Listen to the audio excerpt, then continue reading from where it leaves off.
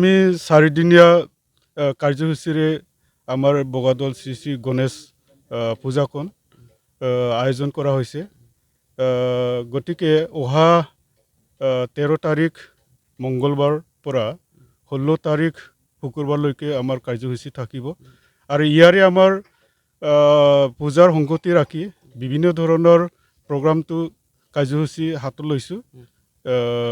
আমি বৰ্তমান আমাৰ যিটো নেকি পূজাৰ প্ৰিপাৰেশ্যন চলি আছে প্ৰায় সম্পূৰ্ণ চলি আছে।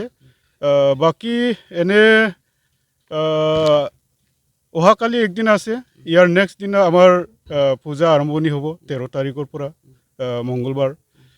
চ' আমাৰ এতিয়া গোটেই প্ৰিপাৰেশ্যনটো মানে সম্পূৰ্ণ হৈ উঠিলে বৰ্তমান মানে কেইটামান মানে আৰু প্ৰায় 95%ৰ 5%হে হৈ আছে আৰু দেখিবলৈ পোৱা গৈছে এবাৰ মেলাও অনা হৈছে, আনন্দ মেলা। হয়, পূজাৰ লগত সংগতি ৰাখি ইয়াৰ পূজাৰ লগত সংগতি ৰাখি আমি আমাৰ সেইটো নৰ্থ ইষ্টৰ ফেমাছ মানে কিবা আনন্দ মেলা বুলি কয় মণিপুৰৰ, তেখেতসকলক আমি এই পূজাত আনিছোঁ আৰু বহুত ডাঙৰ এই মেলা হয় সিহঁতৰ।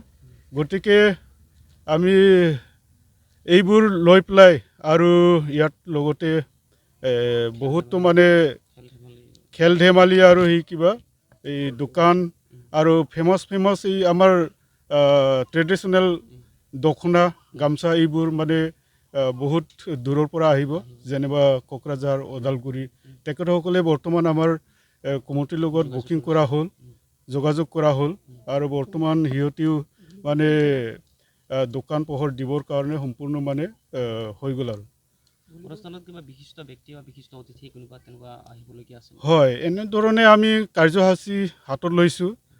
ফাৰ্ষ্ট যিটো নেকি আমাৰ শ্ৰী শ্ৰী গণেশ পূজা হ'ব এই 13 তাৰিখ মংগলবাৰৰ পৰা, সেইদিনাখন আমাৰ এনেকুৱা কাৰ্যসূচী লৈছে বিশেষ এজন ব্যক্তি দ্বাৰা পূজাটো দি পেলাই পূজাৰ কাৰ্যসূচীটো আমি সমাপন কৰিব বিচাৰিছোঁ, আৰম্ভ কৰিব বিচাৰিছোঁ। ইয়াৰ পিছত আমি লাহে লাহে আমাৰ যিটো নেকি শ্ৰী শ্ৰী গণেশ পূজা ভক্ত ৰাইজলৈ আমি শৃংখলাবদ্ধভাৱে আমি পূজাটো চলাই লৈ যাম। মন্দিৰ মুকলি কৰি দিব। হয়, মুকলি কৰি দিব। সহস্ৰাধিক লোক ইয়াত গোট খায়। ইয়াতে বহুত মানে এনেকুৱা ভেৰাইটিজ মানে এই ভক্তসকলে আহে, যেনিবা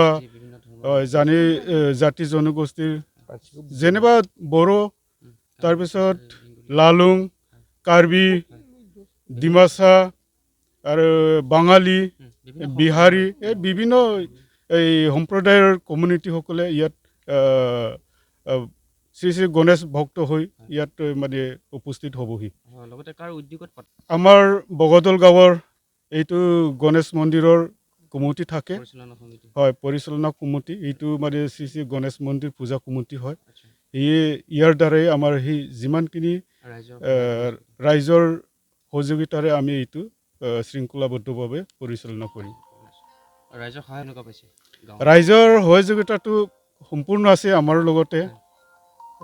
এটা উৎসৱ পাতিবলৈ হ'লেতো ৰাইজৰ সহযোগিতা লাগিব, সেয়েহে সকলো মানে আমাক এই সহযোগিতা কৰিব আৰু লগতে আমিও কামনা কৰিছোঁ।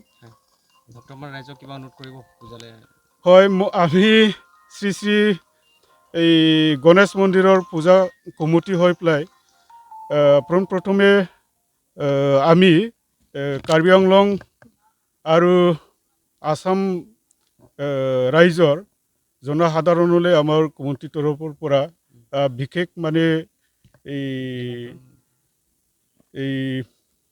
কি বুলি কয় কৰিছোঁ, যাতে আমাৰ এইটো শ্ৰী শ্ৰী গণেশ পূজাত সাক্ষাৎ হৈ পেলাই আমাৰ গণেশ মন্দিৰত মানে যিটো নেকি উদযাপন চলিব, ইয়াত যাতে আমাক সহায় সহযোগিতা আগবাঢ়িব আৰু উপস্থিত থাকিব, সেয়ে আমি সমূহ কাৰ্বি আংলং আৰু অসমবাসী ৰাইজলৈ আমাৰ বিনম্ৰভাৱে অনুৰোধ।